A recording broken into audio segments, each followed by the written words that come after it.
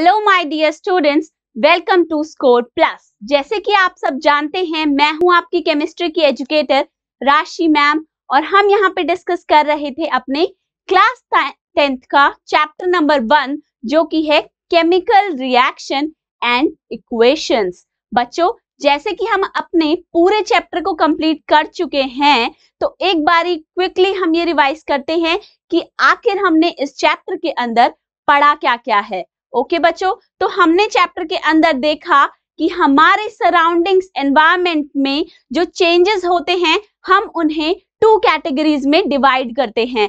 एक होता है फिजिकल चेंजेस और दूसरा केमिकल चेंजेस। अब बच्चे, केमिकल चेंजेस जिस प्रोसेस के थ्रू होता है, हम उसे कहते हैं केमिकल रिएक्शन। तो हमने ये भी पढ़ा कि केमिकल रिएक्शन होते क्या हैं और किस किस टाइप के केमिकल रिएक्शन होते हैं। तो आज हम क्या करने वाले हैं, आज के लेक्चर में, क्योंकि हम अपने पूरे चैप्टर को कंप्लीट कर चुके हैं, तो हम शुरू करेंगे अपना डिस्कशन एक बहुत ही इंपॉर्टेंट चीज के साथ। अब वो क्या है, क्योंकि बच्चे आपको देना है एग्जाम, तो एग्जाम पॉइंट ऑफ व्यू से सबसे ज्यादा इंपॉर्टेंट होते हैं क्वेश्चंस। तो आज हम क्या करने वाले हैं, हम अपने एनसीईआरटी के क्वेश्चंस को डिस्कस करने वाले हैं। तो निकाल लो अपने वेपन्स यानी कि अपना पेन और नोटबुक और तैयार हो जाओ क्वेश्चंस के साथ भिड़ने के लिए। तो चलो स्टार्ट करते हैं आज का लेक्चर। तो बच्चे, आज हम करने क्या वाले हैं, आज हम डिस्कस करेंगे केमिकल रिएक्शन एंड इक्वेशन, जो कि हमारा चैप्टर 1 है क्लास 10th का, उसका लेक्चर नंबर 5, जिसमें हम डिस्कस करेंगे एनसीईआरटी के क्वेश्चंस को।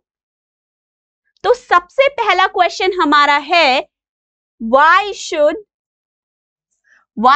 magnesium ribbon be cleaned before burning in air? मतलब बच्चे, क्वेश्चन हमसे पूछ रहा है कि आखिर क्यों आपको मैग्नीशियम रिबन को रब करना पड़ता है, क्लीन करना पड़ता है विद अ सैंड पेपर, उसे बर्न करने से पहले।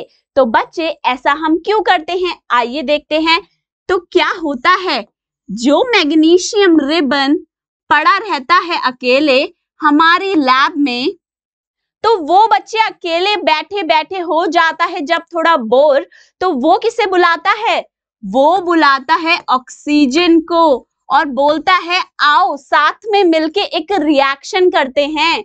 क्या रिएक्शन करते हैं दोनों साथ बैठ के, मैग्नीशियम बच्चे रिएक्ट करता है ऑक्सीजन के साथ और फॉर्म कर देता है मैग्नीशियम ऑक्साइड MgO।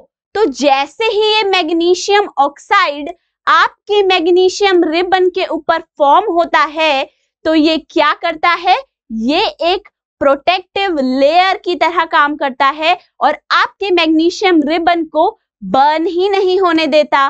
तो इसका मतलब क्या है कि इस मैग्नीशियम ऑक्साइड की लेयर को हमें हटाना होगा, हमें रिमूव करना होगा। अब उस रिमूवल के लिए हम क्या करते हैं, हम लेते हैं एक सैंड पेपर और उससे रब करते हैं अपने मैग्नीशियम रिबन को, ताकि इस मैग्नीशियम ऑक्साइड की पूरी लेयर उसके ऊपर से हट जाए और फिर हम करते हैं उसे अपनी फ्लेम के ऊपर बर्न बच्चे। तो हमने क्या किया, तो हम यहाँ पे लिखेंगे आखिर क्यों हम मैग्नीशियम रिबन को क्लीन करते हैं। तो हम लिखेंगे क्या, due to the formation of magnesium oxide layer on magnesium ribbon,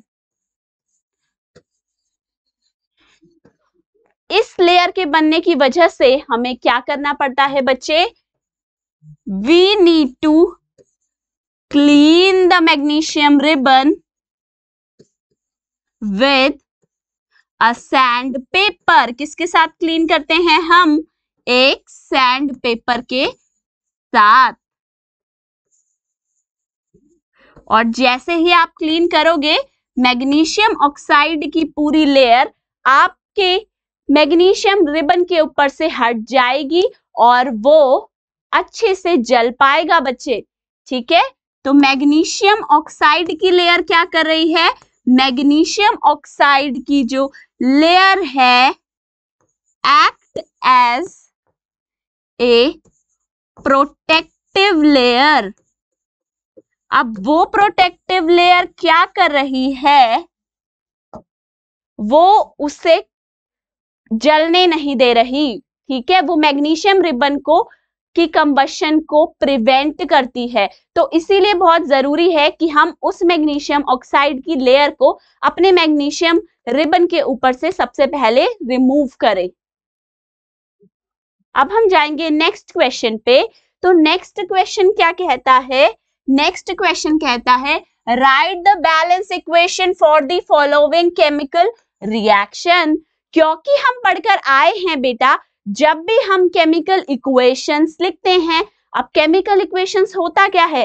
chemical equations वो इक्वेशंस है जिनके थ्रू हम अपनी केमिकल रिएक्शन को रिप्रेजेंट करते हैं। तो उसमें हम क्या करते हैं? केमिकल नेम्स की जगह पे क्या लिखते हैं? केमिकल फॉर्मूले ऑफ द गिवन कंपाउंड्स। अब हमें यहाँ पे दी गई है ये reaction, hydrogen plus chlorine gives hydrogen chloride. अगर आप इसे देखो तो हम ये ऑलरेडी पढ़कर आए हैं क्या बच्चे, कि इस तरीके की इक्वेशंस जिनके अंदर हम यूज करते हैं chemical name of the compounds, हम उनको क्या कहते हैं? ऐसी इक्वेशंस को वर्ड इक्वेशंस। तो ये हमें क्या दी गई हैं? वर्ड इक्वेशंस दी गई हैं। और हमें क्या करना पड़ेगा?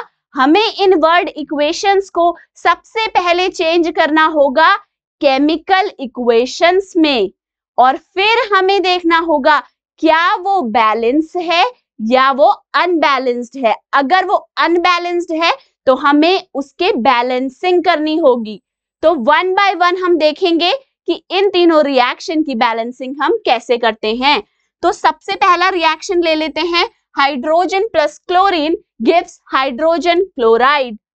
तो शुरू करें नंबर 1। अब इसके लिए बच्चे हमें क्या करना है? हम चेंज करेंगे केमिकल नेम्स की जगह पे केमिकल फॉर्मूले या केमिकल सिंबल्स के साथ। तो हमें पता है H2 को हम लिखते हैं, H2 लिखेंगे हाइड्रोजन के लिए, हम लिखेंगे Cl2 किसके लिए? क्लोरीन के लिए, और ये साथ मिलके क्या बना रहे हैं? हाइड्रोजन क्लोराइड, मतलब HCl। ठीक है, अब हम क्या करते हैं? हमें चेक करना है क्या ये इक्वेशन बैलेंस है या नहीं है। तो उसके लिए हम क्या करेंगे? हम बनाते हैं एक टेबल। अब उस टेबल में हमें क्या लिखने हैं? हमें लिखना है हमारे पास कौन कौन से एलिमेंट्स हैं। ठीक है, और दूसरे कॉलम में हम क्या लिखेंगे? मैं लिख रही हूं लेफ्ट हैंड साइड। इसका मतलब वो एलिमेंट्स के नंबर ऑफ एटम्स जो हैं लेफ्ट हैंड साइड पे कितने हैं। अब उससे नेक्स्ट कॉलम में हम क्या लिखेंगे? राइट हैंड साइड, मतलब गिवन एलिमेंट के कितने नंबर ऑफ एटम्स प्रेजेंट है राइट हैंड साइड पे। यहाँ पे बच्चे लेफ्ट हैंड साइड जो हमारी होती है वो होती है रिएक्टेंट्स की साइड। रिएक्टेंट्स क्या होते हैं? वो मॉलिक्यूल्स जो रिएक्शन में पार्टिसिपेट करते हैं। और प्रोडक्ट क्या होता है? प्रोडक्ट होते हैं वो केमिकल कंपाउंड्स जो आफ्टर द रिएक्शन प्रोड्यूस होते हैं, बनते हैं न्यूली। तो राइट हैंड साइड पे क्या आएगा? प्रोडक्ट। अब हम देखते हैं हमारी केमिकल रिएक्शन के अंदर कौन कौन से एलिमेंट्स प्रेजेंट है। अगर हम यहाँ ध्यान से देखें तो इस रिएक्शन के अंदर सिर्फ और सिर्फ 2 एलिमेंट्स हमारे पास हैं। वो क्या है? एक है हाइड्रोजन और दूसरा है क्लोरीन। अब हमें करने हैं नंबर ऑफ एटम्स काउंट दोनों साइड्स पे। तो देखो लेफ्ट हैंड साइड पे हमारे हाइड्रोजन है 2 और क्लोरीन भी है 2। इसी तरीके से अगर आप राइट हैंड साइड यानी कि प्रोडक्ट साइड पे आओगे तो आप देखोगे कि यहाँ पे आपका हाइड्रोजन है 1 और क्लोरीन भी है 1। यानी कि बच्चे ये टेबल बनाने से हमें ये क्लियर हो गया कि ये रिएक्शन एक अनबैलेंस्ड रिएक्शन है, क्योंकि total number of atoms of each element on reactant side is not equal to total number of atoms of each element on the product side. इसीलिए हमें क्या पता चल गया कि ये एक अनबैलेंस्ड केमिकल इक्वेशन है और हमें क्या करना पड़ेगा, हमें इसकी बैलेंसिंग करनी पड़ेगी। तो कैसे करेंगे, अगर आप देखो यहाँ पे रिएक्टेंट में दोनों हाइड्रोजन और क्लोरीन क्या है बच्चे, 2 है, और प्रोडक्ट में दोनों 1 है। अगर हम इन दोनों को मल्टीप्लाई करें 2 के साथ ऐसे, तो ये दोनों क्या हो जाएंगे, 2 हो जाएंगे। और उसके बाद क्या होगा, ये होगा बेटा कि दोनों साइड पे आपके एटम्स ऑफ ईच एलिमेंट आपने इक्वल कर दिए, मतलब बैलेंस कर दिए। तो क्या करना है, HCl के आगे लगा दो 2। ठीक है बच्चे, अब ये जो रिएक्शन आपकी बनी H2 plus Cl2 gives 2HCl, इस रिएक्शन, इस केमिकल इक्वेशन को आप क्या बोलोगे, ये हमने लिख दी है बैलेंस्ड केमिकल इक्वेशन। ये आपने बना दी एक पूरी तरीके से बैलेंस्ड केमिकल इक्वेशन।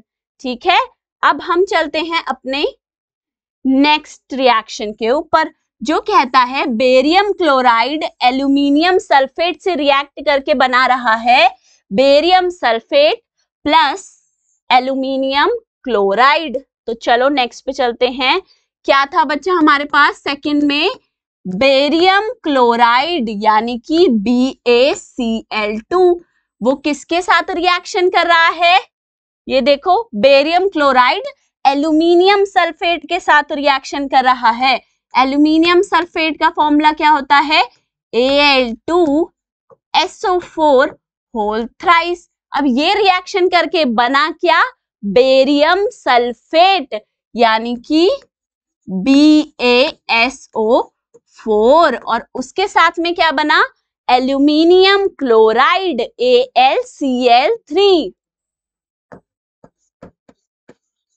अब आप नेक्स्ट स्टेप क्या करोगे, अभी आपने क्या करा, आपने सिर्फ और सिर्फ अपनी वर्ड इक्वेशन से केमिकल इक्वेशन लिख दी, केमिकल फॉर्मूले लिख के। अब हम बनाएंगे अपनी टेबल, क्योंकि हमें चेक करना होगा क्या ये बैलेंस है या नहीं है। यहां लेंगे लेफ्ट हैंड साइड और यहाँ राइट हैंड साइड। अब बच्चे देखो, सबसे पहला एलिमेंट क्या है, बेरियम है, फिर क्या है, क्लोरीन है, उसके बाद क्या है, एल्यूमिनियम है। अब उसके साथ अगर आप देखो सल्फेट है। ठीक है बच्चे, यहाँ पे क्या हो सकता है कि आप सल्फर को अलग से बैलेंस कीजिए और ऑक्सीजन को अलग से बैलेंस कीजिए। ठीक है, लेकिन इससे एक बेटर वे क्या है हमारे पास कि आप सल्फेट, क्योंकि वो एक एनायन पूरा है, तो आप क्या कर सकते हो, पूरे सल्फेट को एक साथ लेके चल सकते हो, उससे बैलेंसिंग हो जाएगी आसान। तो सल्फेट ले लो। ठीक है, अब हम करेंगे काउंट कि लेफ्ट हैंड साइड पे क्या कितने एटम्स हैं और राइट हैंड साइड पे कितने एटम्स हैं। तो बेरियम अगर आप देखो रिएक्टेंट के पास है 1 और आपके प्रोडक्ट के पास भी है 1। अब आप देखिए क्लोरीन जो है रिएक्टेंट के पास है 2 और यहाँ पे जो हमारा प्रोडक्ट है उसके पास है 3। एल्यूमिनियम जो है यहाँ है हमारे पास 2 एल्यूमिनियम, जबकि इस साइड पे कितने हैं हमारे पास, सिर्फ 1 एल्यूमिनियम। अब सल्फेट देखो यहाँ पे आपके पास है 3, लेकिन अगर आप यहाँ देखोगे प्रोडक्ट में तो सिर्फ और सिर्फ 1 सल्फेट है, तो यहाँ आएगा 1। अब हम क्या करेंगे बच्चे, सबसे पहले उसे बैलेंस करो जिसके अंदर सबसे ज्यादा कमी है। वो कौन सा है, वो आपका सल्फेट है।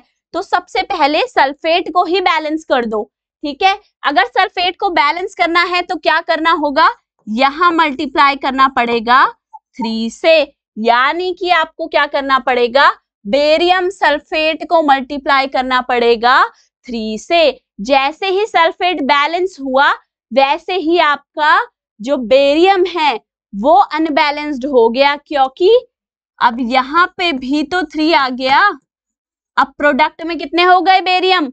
3 बेरियम हो गए।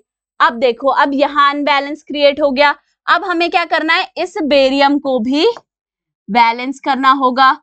तो हम रिएक्टेंट में भी 3 बेरियम कर देंगे, 3 बेरियम। अब जैसे ही यहाँ पे हमने बेरियम को बैलेंस कर दिया, वैसे ही हमारे पास क्या हुआ कि रिएक्टेंट साइड पे क्लोरीन बढ़ गई। कितनी बढ़ गई?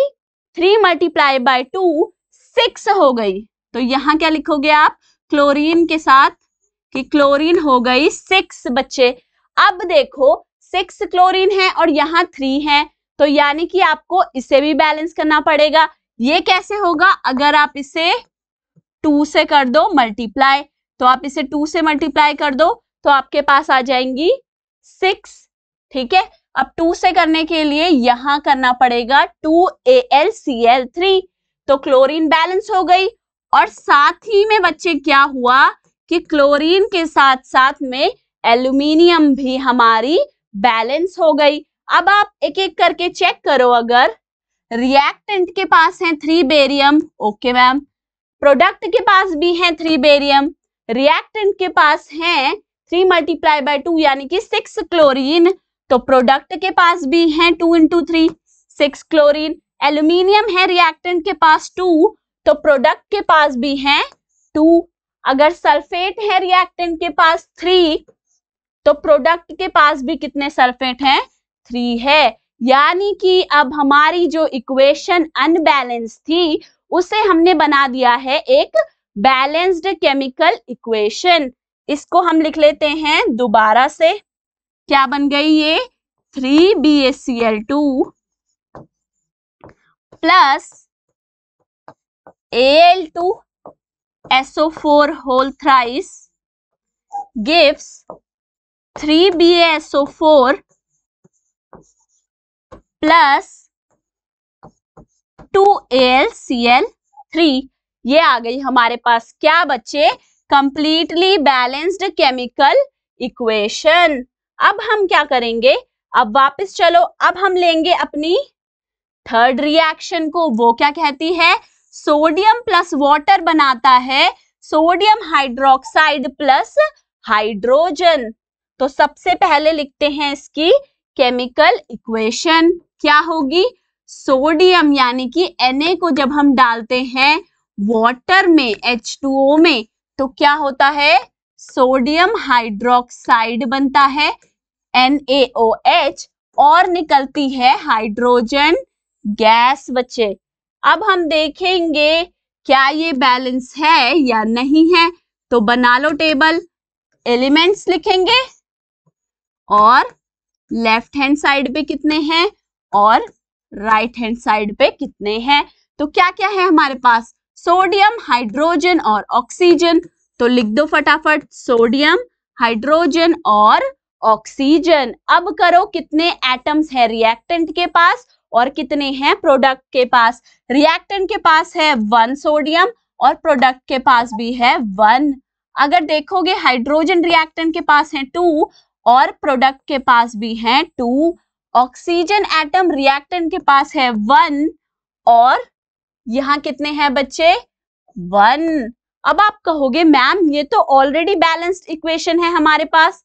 ठीक है बच्चे, लेकिन ये हो जाएगा गलत। क्यों गलत हो गया ये? क्योंकि हमने ये 2 हाइड्रोजन को तो काउंट करा, पर ये +1 कहाँ छूट गया?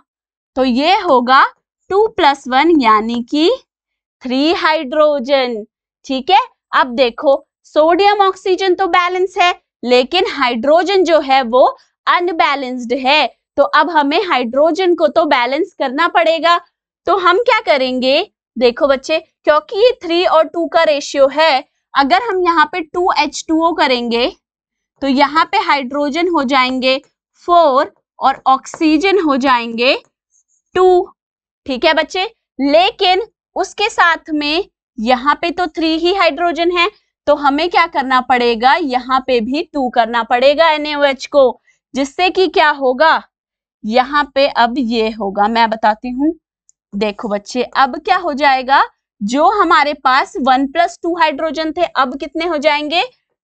2 + 2 यानी कि 4। मतलब हमने हाइड्रोजन को बैलेंस कर दिया, वेरी गुड। पर साथ में हमने क्या कर दिया, सोडियम और ऑक्सीजन को भी अनबैलेंस कर दिया। अब देखो सोडियम कितने हो गए यहाँ, अब 1 नहीं बल्कि 2 सोडियम एटम्स हो गए, और ऑक्सीजन एटम भी कितने हो गए, 1 + 1 कर लो यानी कि 2 हो गए। ऑक्सीजन का तो अच्छा है, चलो बैलेंस हो गया वो साथ में ही, पर सोडियम जो है वो अनबैलेंस हो गया। मतलब यहाँ पे आपको रिएक्टेंट में करने पड़ेंगे 2 सोडियम एटम्स यानी कि 2Na।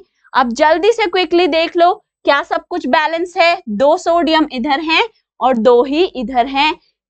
2 × 2 4 हाइड्रोजन इधर हैं, तो 2 + 2 4 हाइड्रोजन प्रोडक्ट के पास भी हैं। 2 ऑक्सीजन एटम रिएक्टेंट के पास है, तो 2 ऑक्सीजन एटम आपके प्रोडक्ट के पास भी हैं। तो यानी कि बच्चे हमारे पास अब क्या आ गई, balanced equation 2Na + 2H2O gives 2NaOH + H2। ये क्या बन गई हमारी, बैलेंस्ड केमिकल इक्वेशन आ गई। अब चलो नेक्स्ट क्वेश्चन पे चलते हैं। नेक्स्ट क्वेश्चन क्या कह रहा है, नेक्स्ट क्वेश्चन में इसने पूछा है right the balanced chemical equation with state symbol for the given reaction. तो बच्चे जैसे कि आपने देखा इससे पहले के क्वेश्चन में भी हमने क्या करा, लास्ट क्वेश्चन में बैलेंसिंग ही करी, मतलब अनबैलेंस्ड इक्वेशंस को बनाया बैलेंस्ड इक्वेशन। लेकिन ध्यान देने वाली बात यह है बच्चे, उस क्वेश्चन में कहीं पे भी ये मेंशन नहीं था कि आपको फिजिकल स्टेट भी मेंशन करनी है, राइट? तो हमने नहीं करी, बट इस क्वेश्चन ने आपको स्पेशली लिखा है विद द स्टेट सिंबल, यानी कि स्टेट के सिंबल भी आपको देने पड़ेंगे, फिजिकल स्टेट बतानी होगी, ठीक है? तो चलो 1 बाय 1 देखते हैं। सबसे पहला है solutions of barium chloride and sodium sulfate in water react to give insoluble barium sulfate and solution of sodium chloride। तो एक बात बहुत इंपॉर्टेंट बच्चे आप समझ लो, जब भी आपको दिया जाता है सॉल्यूशन ऑफ अ सॉल्ट, जैसे यहाँ पे लिखा है solution of barium chloride, solution of sodium sulphate in water, तो जब भी कोई सॉल्ट आपका पानी के अंदर जाएगा तो वो क्या बनाएगा, वो बनाएगा एक्वस सॉल्यूशन। तो जब भी दिया हो solution of a salt in water, तो आपकी फिजिकल स्टेट अपने आप क्या हो जाएगी, एक्वस हो जाएगी। आप वहां पे क्या लिखोगे, AQ, ठीक है? और एक और चीज, जब भी आपको इस तरीके से दिया होगा कि 2 केमिकल कंपाउंड्स ने आपस में रिएक्ट करा और बनाया एक इनसॉल्यूबल केमिकल कंपाउंड, तो इनसॉल्यूबल का मतलब क्या है कि वो प्रेसिपिटेट की फॉर्म में जा बैठा है अकेले नीचे। तो बच्चे उसकी फॉर्म क्या होगी, उसकी फिजिकल स्टेट क्या होगी, वो हमेशा होगी सॉलिड। जब भी इनसॉल्यूबल लिखा होगा मतलब वो क्या है, सॉलिड कंपाउंड है, ठीक है? तो यहां से हमें समझ में आया। अब हम लिखेंगे इसकी इक्वेशन को। तो हमें क्या करना है, बेरियम क्लोराइड को सोडियम सल्फेट के साथ रिएक्ट कराना है। बेरियम क्लोराइड क्या होगा, BaCl2, और सोडियम सल्फेट क्या होगा, Na2SO4। अब उससे क्या बना, बेरियम सल्फेट प्लस आपका सोडियम क्लोराइड। बच्चा अब आप क्या करोगे, आप बनाओगे अपनी टेबल बैलेंस करने के लिए, जिसमें क्या लिखेंगे, एलिमेंट्स लेफ्ट हैंड साइड पे कितने हैं और राइट हैंड साइड पे कितने हैं। तो यहाँ क्या है बच्चे, हमारे पास है बेरियम, क्लोरीन, सोडियम और सल्फेट। यहाँ पे भी हम सल्फेट को एज 1 एंटिटी लेके चल रहे हैं कि ये एक ही एंटिटी है। अब हम करेंगे काउंट। रिएक्टेंट में है 2 बेरियम, 2 क्लोरीन, 2 सोडियम और 1 सल्फेट। बच्चे प्रोडक्ट साइड पे आ जाओ, बेरियम है हमारे पास 1, सल्फेट भी है 1, क्लोरीन है 1 और सोडियम भी है 1। अब अगर यहां देखें तो सिर्फ सल्फेट को छोड़ के बाकी हमारे पास कुछ भी बैलेंस नहीं है यहाँ पे, ठीक है।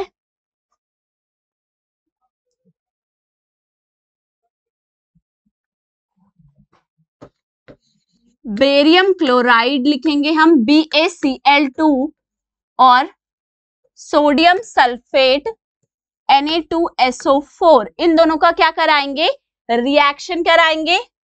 तो क्या बना, बेरियम सल्फेट प्लस NaCl मतलब सोडियम क्लोराइड। देख लो क्वेश्चन ने क्या बोला था, बेरियम क्लोराइड किसके साथ रिएक्ट करेगा, सोडियम सल्फेट के साथ, और क्या देगा, बेरियम सल्फेट और सोडियम क्लोराइड। अब हमने इसकी लिख दी केमिकल इक्वेशन। अब हम चेक करेंगे कि ये अनबैलेंस्ड है या बैलेंस्ड है। लेफ्ट हैंड साइड पे कितने एटम्स हैं और राइट हैंड साइड पे कितने एटम्स है हमारे पास। तो हमारे पास क्या क्या है, बेरियम है, क्लोराइड है, सोडियम है और सल्फेट भी है, ठीक है। अब एक एक करके सबको काउंट करेंगे। बेरियम है 1, यहां भी है 1 प्रोडक्ट के पास। क्लोराइड देखो यहां है हमारे पास 2 और यहां है सिर्फ 1। सोडियम यहां है 2 और यहां है सिर्फ 1। सल्फेट यहां है 1 और यहां पे भी है 1। तो अगर आप देखो बच्चे, बेरियम बराबर है, सल्फेट भी बराबर है, जो गड़बड़ करी है वो करी है सोडियम ने और क्लोरीन एटम ने। तो यहाँ पे क्या है, ये 2 है रिएक्टेंट में और प्रोडक्ट में है 1 1। तो इन्हें कर दो मल्टीप्लाई बाय 2 ताकि ये भी बन जाए 2 2। ठीक है बच्चे, क्या करेंगे 2NaCl कर देंगे। अब देखो जरा, यहाँ एक बेरियम है, यहाँ पे भी एक है, यहाँ 2 क्लोरीन है, यहाँ पे भी 2 है, यहाँ 2 सोडियम है तो यहाँ भी 2 है, और यहाँ अगर एक सल्फेट है तो प्रोडक्ट के पास भी एक सल्फेट है। यानी कि अब हमारी इक्वेशन हो गई है बैलेंस। तो अब हमारा क्या सॉल्यूशन कंप्लीट हो गया है बच्चों? नहीं बेटा, अभी ये सॉल्यूशन कंप्लीट नहीं हुआ है। आखिर क्यों नहीं हुआ? इसलिए नहीं हुआ क्योंकि क्वेश्चन ने हमें बोला था फिजिकल स्टेट को मेंशन करने के लिए, और वो हमने अभी तक नहीं करा, इसीलिए ये है इनकम्प्लीट सॉल्यूशन। अब हम इसे बनाते हैं कंप्लीट। कैसे? BaCl2 बेरियम क्लोराइड का हमें दिया गया है सॉल्यूशन इन वाटर, तो वो है aqueous, plus sodium sulphate Na2SO4 वो भी क्या है, एक्वस। देन क्या बनेगा प्रोडक्ट में, बेरियम सल्फेट जो कि है सॉलिड बच्चे, क्योंकि क्वेश्चन ने ही आपको बताया है कि इनसॉल्युबल बेरियम सल्फेट बना है, मतलब सॉलिड है barium sulphate, plus twice of NaCl वो भी क्या है, एक्वस है। अब जो ये इक्वेशन हमने लिखी है ये है हमारा कंप्लीट सॉल्यूशन, क्योंकि इसमें हमने बैलेंस करने के साथ साथ फिजिकल स्टेट्स को भी मेंशन कर दिया है। नेक्स्ट पे चलते हैं। तो पहले क्वेश्चन देखो बच्चे, अब हमारा सेकंड क्या है, sodium hydroxide solution in water यानी कि aqueous react with hydrochloric acid solution in water यानी कि ये भी एक्वस है, to produce sodium chloride solution and water. अब हम क्या लिखेंगे, सबसे पहले बनाएंगे इसकी इक्वेशन कि क्या हो रहा है, सोडियम हाइड्रोक्साइड क्या फॉर्मूला होता है हमारा, NaOH, वो किसके साथ रिएक्ट कर रहा है, हाइड्रोक्लोरिक एसिड यानी कि HCl के साथ रिएक्ट करके क्या बना रहा है, sodium chloride NaCl plus water बच्चा। ठीक है, ये तो हमारी हो गई केमिकल इक्वेशन। अब चलो इसे फटाफट से कर लेते हैं बैलेंस। क्या करेंगे, अपनी टेबल बनाएंगे जिसमें एलिमेंट्स लिखेंगे और उनके नंबर ऑफ एटम्स को काउंट करेंगे।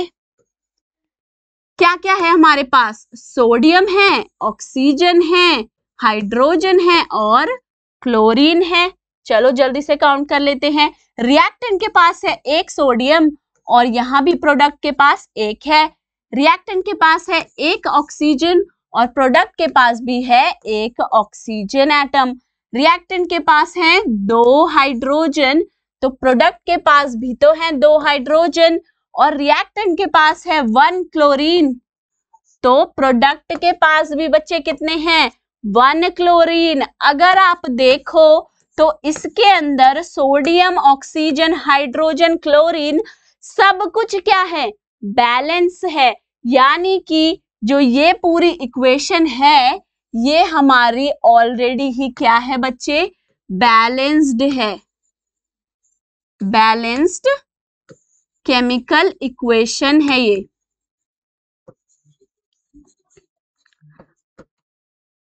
ठीक है बच्चे, पर बेटा हमारा जो आंसर है वो यहीं पे खत्म नहीं होगा। क्यों नहीं होगा, क्योंकि अभी तो बैलेंसिंग देखी है, अभी फिजिकल स्टेट भी तो बतानी बाकी है। तो क्या करना है, फिजिकल स्टेट को मेंशन करना पड़ेगा, तब आंसर क्या होगा, कंप्लीट होगा।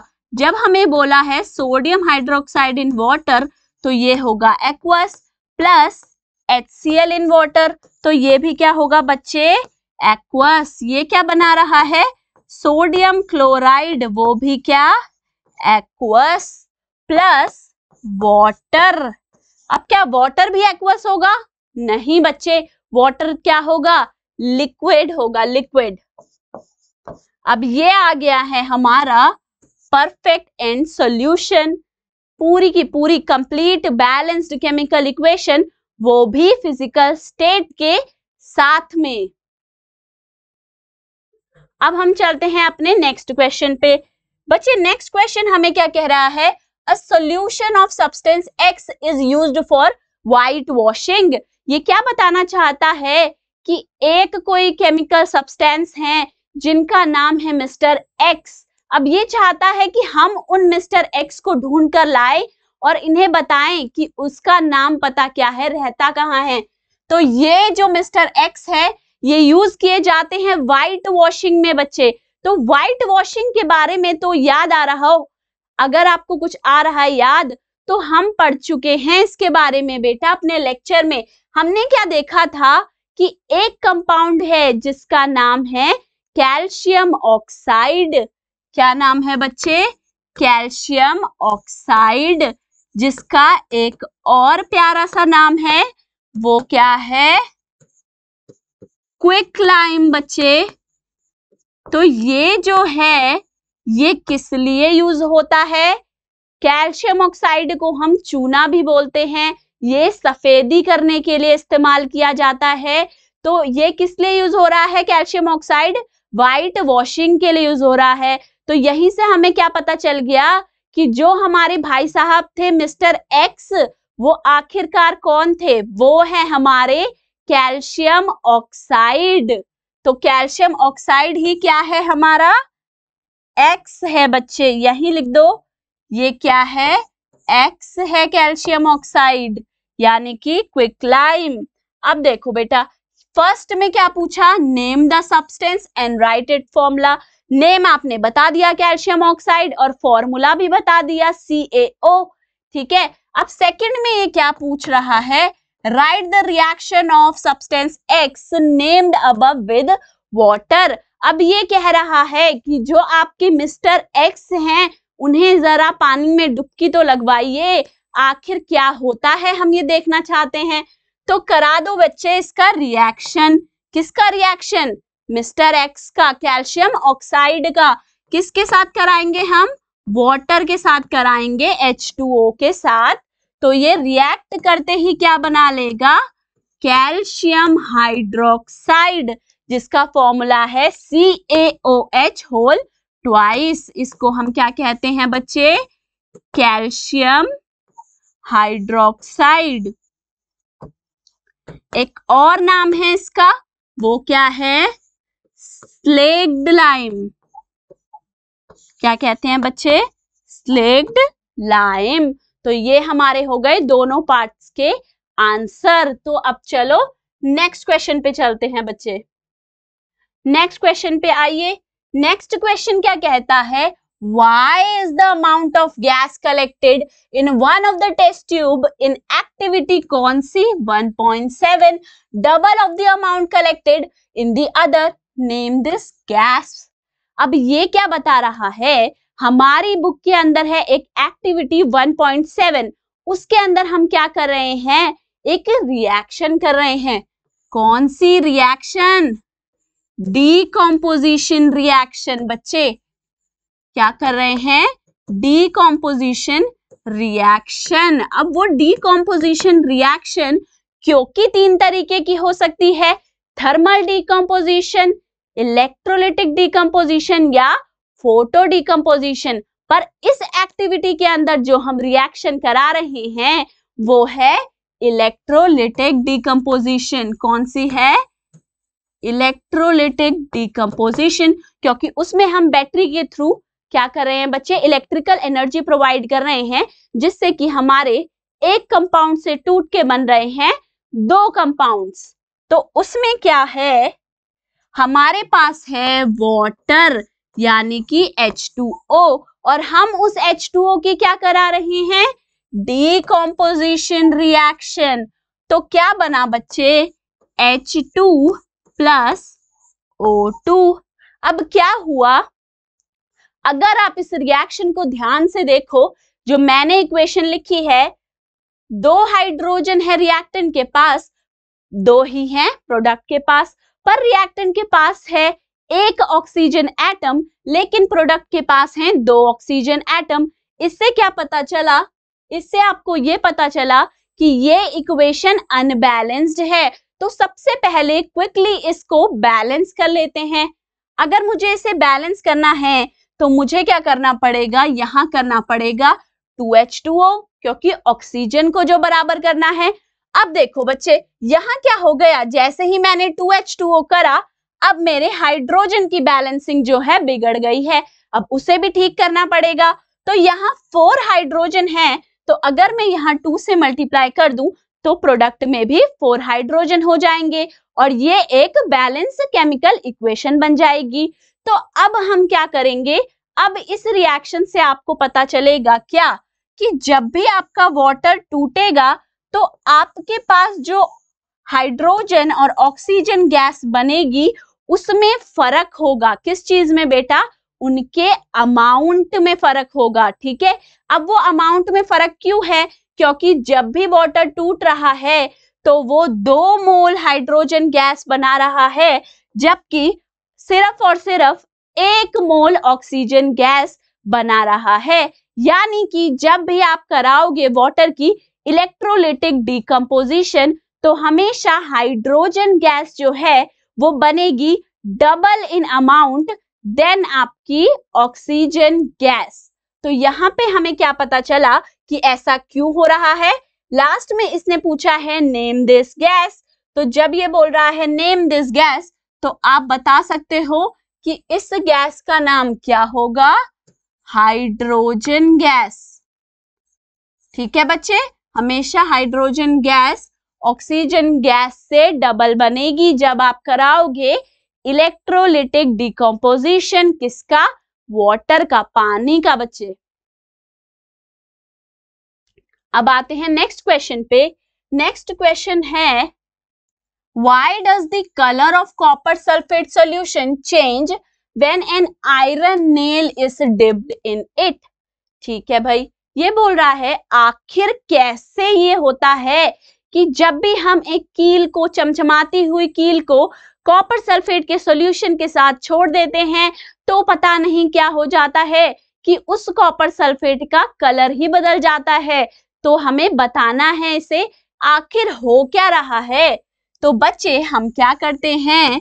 हम लेते हैं किसका सॉल्यूशन? कॉपर सल्फेट का सॉल्यूशन, और उसमें हमने क्या डालनी है, एक आयरन नेल डालनी है। अब ये कॉपर सल्फेट का जो सॉल्यूशन है ये होता है ब्लू इन कलर। अब जैसे ही आप इस आयरन नेल को इसमें डिप करके थोड़ी देर के लिए छोड़ोगे तो थोड़ी देर बाद क्या हो जाएगा कि जो सॉल्यूशन था ब्लू कलर का वो बन जाएगा ग्रीन कलर का। और अगर आप इसमें से आयरन नेल को बाहर निकालोगे तो आप ये देखोगे कि उस आयरन नेल के ऊपर एक रेडिश ब्राउन कलर की कोटिंग आ गई है। कैसे आ गई है बच्चे, रेडिश ब्राउन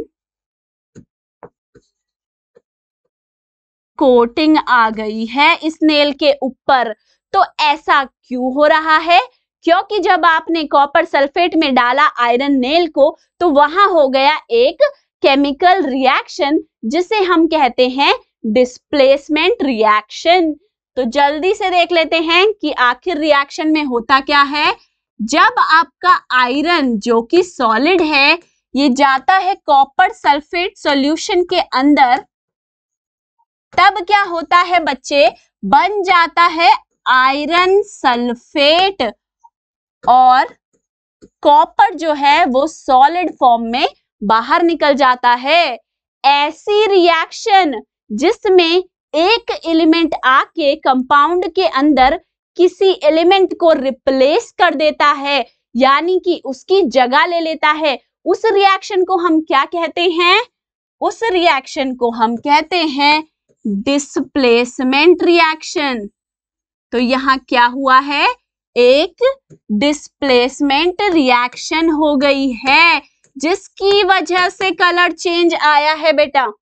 अब देखो इस रिएक्शन को अगर आप ध्यान से देखो, यहाँ पे क्या हो रहा है, कॉपर सल्फेट था ब्लू कलर का आपका, और जो आयरन सल्फेट या हम इसे कहते हैं फेरस सल्फेट वो किस कलर का होता है, ग्रीन कलर का। इस रिएक्शन, इस डिस्प्लेसमेंट रिएक्शन की वजह से क्या आ रहा है, कलर में एक चेंज आ रहा है। अब देखो ऐसा आखिर हुआ क्यों, आयरन जो है वो कॉपर की जगह पे आखिर कैसे आया, क्यों आया, क्योंकि बच्चे जो हमारा आयरन है ना ये आपका रिएक्टिविटी में है कॉपर से स्ट्रॉन्ग। मतलब रिएक्टिविटी सीरीज हमें ये बताती है कि आयरन जो है that is more reactive than copper. अब जो आयरन है जब वो आएगा और बोलेगा कॉपर सल्फेट को, कॉपर चलो अपना रास्ता नापो, यहां से निकलो, मुझे सल्फेट के साथ रहना है, तो बच्चे कॉपर को जाना ही पड़ेगा। कॉपर फाइट नहीं कर सकता क्योंकि उसके अंदर इतनी ताकत ही नहीं है, आयरन उससे स्ट्रॉन्ग है बच्चे। तो कॉपर जो है चुपचाप अपना रास्ता नाप लेता है और आयरन जो है वो सल्फेट के साथ आयरन सल्फेट बना लेता है।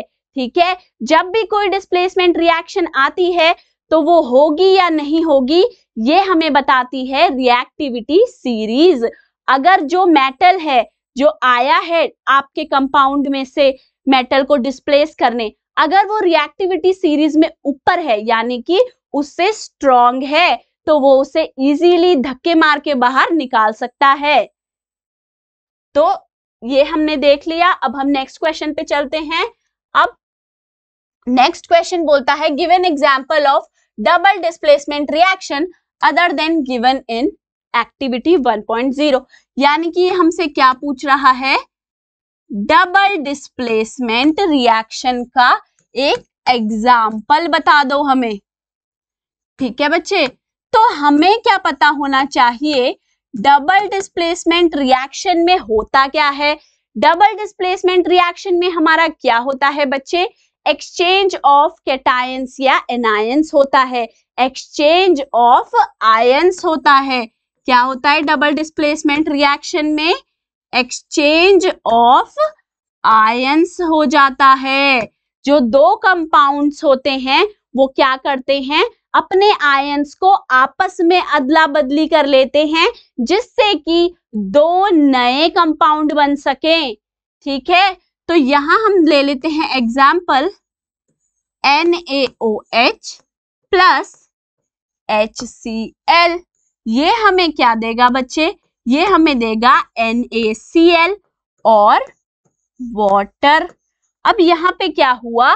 यहाँ पे ये हुआ कि जो सोडियम था वो प्लस चार्ज के साथ था और जो हाइड्रोक्साइड था वो माइनस के साथ था। ऐसे ही HCl में H प्लस था और Cl माइनस था। अब ये दो कंपाउंड थे हमारे पास, क्या? सोडियम हाइड्रोक्साइड और HCl हाइड्रोक्लोरिक एसिड। अब इन्होंने क्या करना है? आपस में आयंस की अदला बदली करनी है। मतलब सोडियम चला जाएगा क्लोराइड के साथ और H प्लस चला जाएगा OH माइनस के साथ। आयंस की अदला बदली हो गई तो अब क्या बन जाएगा? NaCl और वाटर बन जाएगा। तो ये जो हमारी एक रिएक्शन जो हमने यहाँ लिखी है, ये किसका एग्जाम्पल हो गया? डबल डिस्प्लेसमेंट रिएक्शन का एग्जाम्पल हो गया। अब हम चलते हैं नेक्स्ट पे। नेक्स्ट क्वेश्चन क्या करता है? नेक्स्ट हमसे पूछ रहा है identify the substances that are oxidised and substances that are reduced in the following reaction. मतलब ये हमें दे रहा है ऑक्सीडेशन और रिडक्शन की रिएक्शन और पूछ रहा है कौन सा सब्सटेंस ऑक्सीडाइज्ड हो गया, मतलब किसकी ऑक्सीडेशन करा दी आपने, और कौन सा सब्सटेंस रिड्यूस हो गया। तो बच्चे देखिए सबसे पहली रिएक्शन क्या है? 4Na plus O2 gives 2Na2O। अब यहाँ पे देखिए 4Na जो था यानी कि जो सोडियम था उसने क्या करा है? उसमें हो गया एडिशन। किसका? एडिशन ऑफ ऑक्सीजन हो गया। तो यानी कि एडिशन ऑफ ऑक्सीजन हुआ है, तो यानी कि ऑक्सीडेशन रिएक्शन हुआ है। कौन सी रिएक्शन हुई है? ऑक्सीडेशन रिएक्शन हुई है। ठीक है। अब यहाँ पे जो O2 था उससे O हो गया यानी कि रिमूवल ऑफ ऑक्सीजन हो गया। ठीक है, तो यानी कि क्या हो गया? रिडक्शन हो गया यहाँ पे। ठीक है, अब हमें पता चल गया कहाँ पे ऑक्सीडेशन हो रही है, कहाँ पे रिडक्शन। अब हमें क्या बताना है? substances that are oxidized and that are reduced। तो अब आप क्या लिखोगे? आप लिखोगे substance oxidized यानी कि किसकी ऑक्सीडेशन हुई है? सोडियम की। ठीक है बच्चे, और substance that is reduced मतलब जिसकी रिडक्शन हो गई वो क्या है? O2 यानी कि ऑक्सीजन। अब चलते हैं अपने नेक्स्ट एग्जाम्पल के ऊपर जो कि क्या है? CuO plus H2 gives Cu plus H2O। लिख लेते हैं पहले। CuO plus H2 gives Cu plus H2O। अगर यहाँ पे आप देखो CuO से Cu यानी कि क्या कर दिया? Removal of oxygen atom. Oxygen atom को क्या करा है? हमने बाहर निकाला है। रिमूवल ऑफ ऑक्सीजन है यानी कि क्या लिखोगे आप इससे? ये क्या है? रिडक्शन है। ठीक है बच्चे, अब H2 पे आओ। H2 से बन गया H2O यानी कि जिस ऑक्सीजन को कॉपर ऑक्साइड ने बाहर धक्के मार के निकाला उसे हाइड्रोजन ने बोला आजा चल तू मेरे साथ चल, हम दोनों मिलके क्या बनाएंगे? वाटर बना लेंगे भाई। तो इसीलिए बच्चे H2 से बन गया H2O यानी कि यहाँ पे हो गई क्या? Addition of oxygen. Oxygen atom की एडिशन हुआ है तो ये क्या है?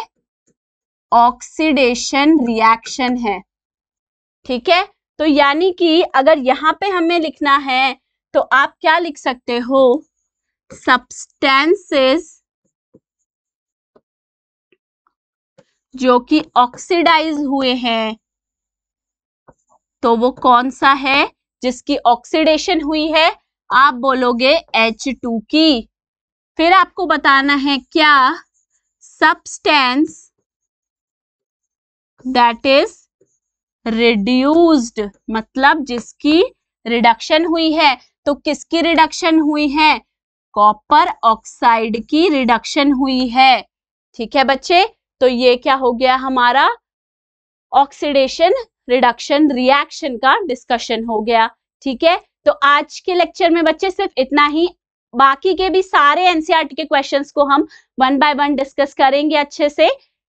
Thank you so much. और अगर आपको हमारे किसी भी लेक्चर के नोट चाहिए तो बच्चे आप जा सकते हो हमारी स्कोर प्लस की ऐप पे और वहां से आप डाउनलोड कर सकते हो।